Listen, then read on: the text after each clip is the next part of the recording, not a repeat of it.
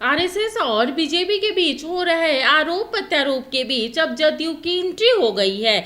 जदयू के एमएलसी ने बीजेपी पर आत्ममंथन का सवाल उठाया है।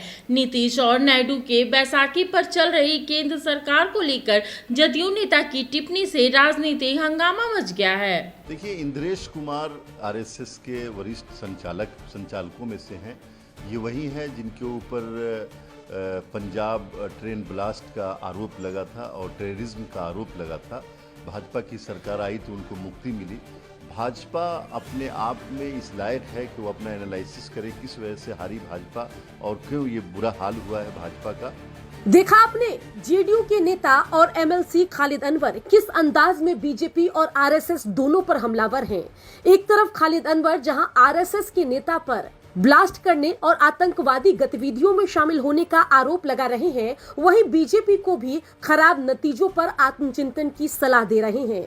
बता दें कि आरएसएस और बीजेपी में तलवार खिंची हुई है। आरएसएस की तरफ से 2024 के लोकसभा चुनाव परिणाम के बाद लगातार बीजेपी पर हमला तेज कर दिया गया है। अब इस विवाद में जनता दल यूनाइटेड की एंट्री हो गई है। नीतीश कुमार की पार्टी ने आरएसएस के बयान पर पलटवार करते हुए एक ही बयान से आरएसएस और बीजेपी दोनों को लपेट लिया है।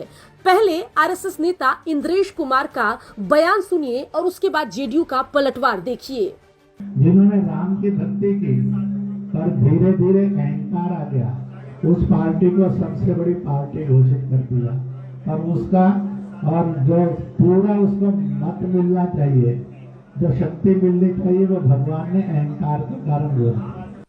देखिए, इंद्रेश कुमार आरएसएस के वरिष्ठ संचालकों में से हैं।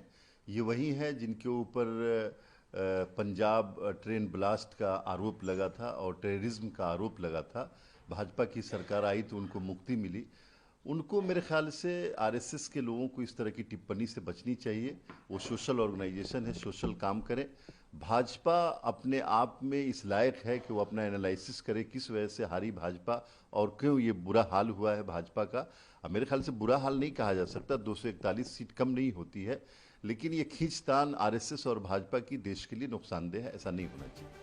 बता दें कि 2024 के लोकसभा चुनाव परिणाम में बीजेपी को अपने दम पर बहुमत का आंकड़ा नहीं मिला। बीजेपी 240 सीटों तक सिमट गई है, जबकि जादुई आंकड़े के लिए बीजेपी को 272 सीटों की दरकार थी।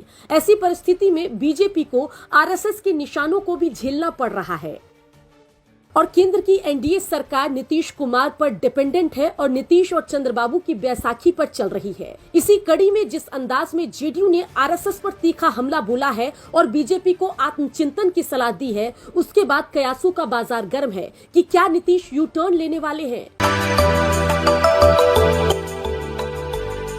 मिनी लंदन मैक्लुस्कीगंज प्रकृति की गोद में बसा ड्रीम डेस्टिनेशन आपका कर रहा है इंतजार।